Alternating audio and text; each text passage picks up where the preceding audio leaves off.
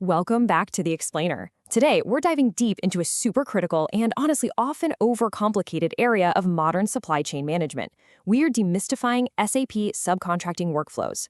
If you've ever dealt with logistics, you already know that keeping track of everything inside your own four walls is hard enough, right? But what happens when you got to send your materials out to someone else to be processed? Well, that's exactly the puzzle we're going to solve today by looking at how SAP structures and automates the whole shebang. Let's get into it.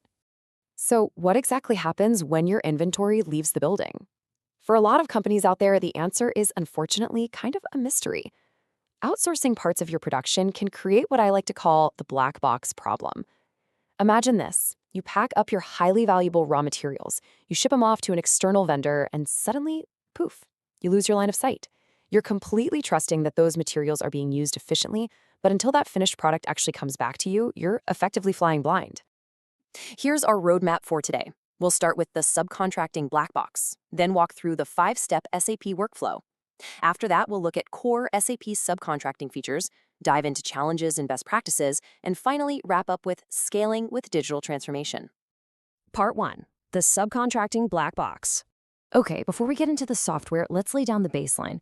Subcontracting is basically outsourcing part of your production to external vendors. But here's the kicker. You are supplying the necessary components. Let's use a quick kitchen analogy, right? Imagine you want a professional baker to make a custom cake, but you actually drop off your own premium flour and your own special sugar.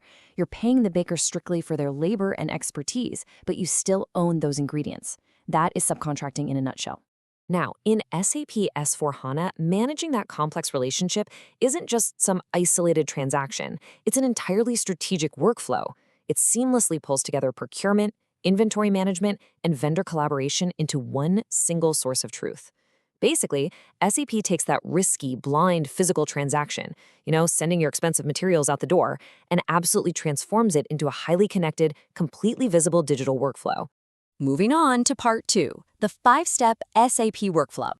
To really understand how SAP subcontracting functions, we need to map the physical journey of your components directly to the digital keystrokes inside the system. It breaks down into 5 steps. Step 1, you create a subcontracting purchase order. You generate a PO for the finished product, and this is absolutely crucial, this PO is linked to your bill of materials. SAP instantly knows what raw materials are required. Step 2, issue components to the vendor. You physically send your goods to the subcontractor. The system notes they've left your plant, but hey, you still own them. Step 3, receive finished goods. The subcontractor finishes the job, delivers the final product, and you perform a goods receipt against that original PO. Step 4, post-component consumption. This happens right alongside Step 3, and we'll talk more about why it's so vital in a second. Finally, Step 5, verify the vendor invoice. You match their invoice, which, remember, is purely for their service and labor, against the PO and the goods receipt to ensure absolute financial accuracy. Let's circle back to Step 4 for a second, because it is a real game changer. When you receive that finished good, SAP automatically posts the consumption of the components you provided to the vendor. It literally removes human error from the equation. The system essentially says, okay, I received one finished cake, therefore I am automatically deducting the exact amounts of flour and sugar from our inventory. This is what ensures your inventory accuracy stays spot on, and it gives you total financial transparency without forcing anyone to do tedious manual data entry for every single component used. How cool is that?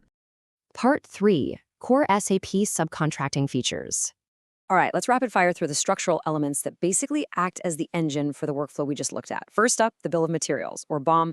Think of this as your recipe. It clearly defines exactly which supplied components are needed to make the finished good. Second, purchase orders. These track your vendor commitments and the specific terms of the service. Third, we have goods movement. This is the logistics engine recording the transfers of your raw materials out and the receipts of the finished goods coming back in. And finally, MRP integration. That's material requirements planning. MRP looks at your overall demands and actually plans your subcontracting requirements automatically, so you know exactly when you need to order more raw materials to keep your subcontractors busy. Now for Part 4, challenges and best practices. Because look, as beautifully as the software is designed, the physical reality still comes with some very real hurdles, right?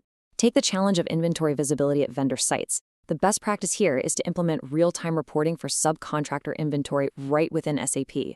Or what about data accuracy? If you have a wrong recipe, you're going to have wrong inventory deductions, so you must strictly maintain accurate BOMs, no exceptions.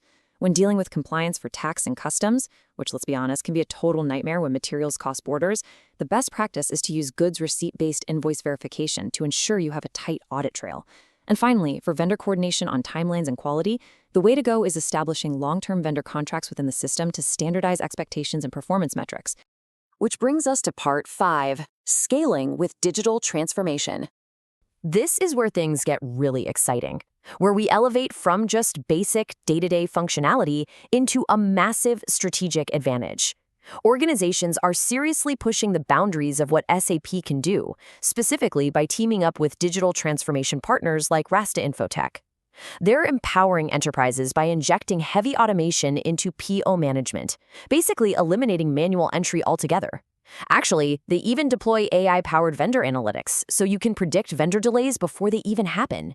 Plus, they build these custom subcontracting dashboards that give executives total top-down visibility. This is how you evolve a standardized workflow into a true, undeniable digital powerhouse. The ultimate goal here can be summarized perfectly by this idea. Subcontracting in SAP is more than outsourcing. It's a digital enabler of supply chain resilience. By combining SAP's robust structural workflows with expert digital transformation, businesses aren't just farming out work anymore. No way. They are turning subcontracting into a huge competitive differentiator that can actually withstand shocks to the global supply chain. I want to leave you with a thought to chew on. How are you currently managing the hidden risks in your vendor ecosystem? Are you still operating a black box, just kind of hoping for the best when your materials leave the building? Or are you ready to illuminate that process with structured, automated, and digitally resilient workflows?